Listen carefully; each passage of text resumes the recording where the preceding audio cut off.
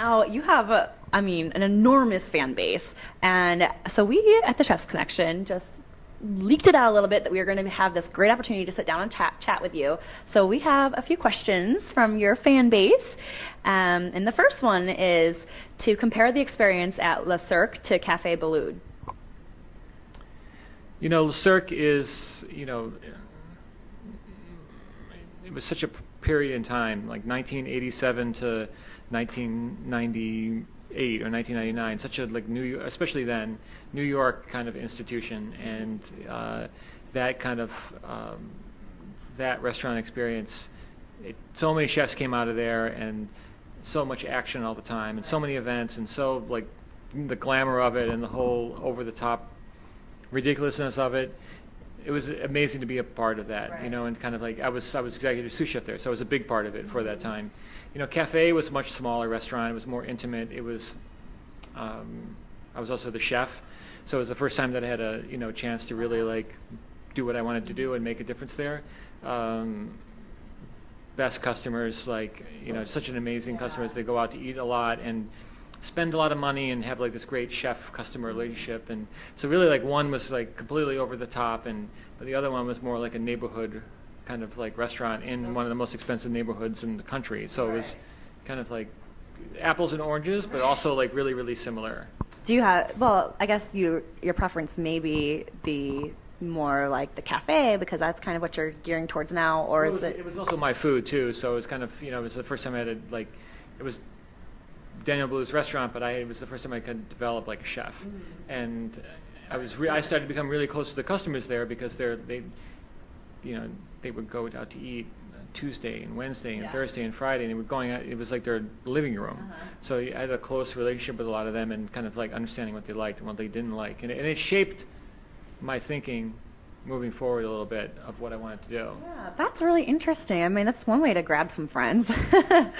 Well, some of my favorite customers for there, they told me something once that really, really affected why I have La Conda and the Dutch and Lafayette, and kind of how I did things, is because I was, when you're a younger chef, you tend to want to really try to impress people and try to show them what you can do, improve yourself. And we used to do very, very complicated cooking with lots of sauces and different techniques and odd ingredients and combinations, and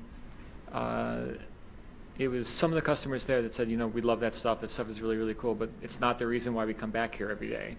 We come back here, we come back here to eat. When you make raviolis, they're the best raviolis we've ever had. And when you make something really, really simple, like a braised lamb shank, kind of Italian with a little bit of beans and some escarole, that is why we come back here. It's not necessarily the veal 5 different ways, or something that's a little bit overwrought. So it kind of it was a big maturing time for me. It's when you realize you don't have to be so fancy all the time. You can just give them, what you're good at, which is just even the simple dishes. That's when I started to explore the soul of food, which was really important to me, and the kind of emotional attachment to certain things. And I realized that when I eat, it's kind of a little bit different than how I was cooking or presenting the way I was cooking, if that makes sense. No, that definitely makes sense. That's awesome, because it's a little deeper than just, here, let me make something that looks really, really fancy. And yeah, it was taking a little bit the ego out of it. And there's something to be, it's amazing to cook that way, and and other chefs love it, and food writers love it, and critics love it, but it's taking the ego out a little bit and being responsive to customers, and kind of being able to explore both things, and cooking what you want and cooking what people love. And that's kind of a little bit how I operate. That's probably why you have such a big fan base, because you're listening to them and you're giving them what they want. So another question that came in was, how was the menu at the Dutch influenced from your past experiences? It's all, that's how the menu came together.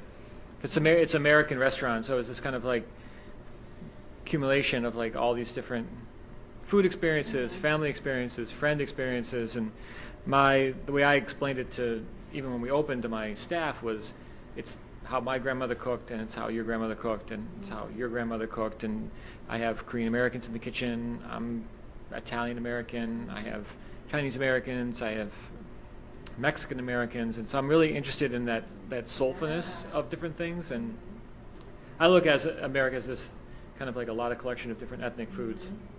So we make an awesome fried chicken here. I bet. With homemade biscuits and honey butter and delicious jalapeno slaw, and we make our own kimchi. So, but I'm thinking that is an important part of the fabric of America. It just is. Like everyone knows what kimchi now. They're using it. They're cooking with it, and it's part of our culture. So that's kind of my take on America.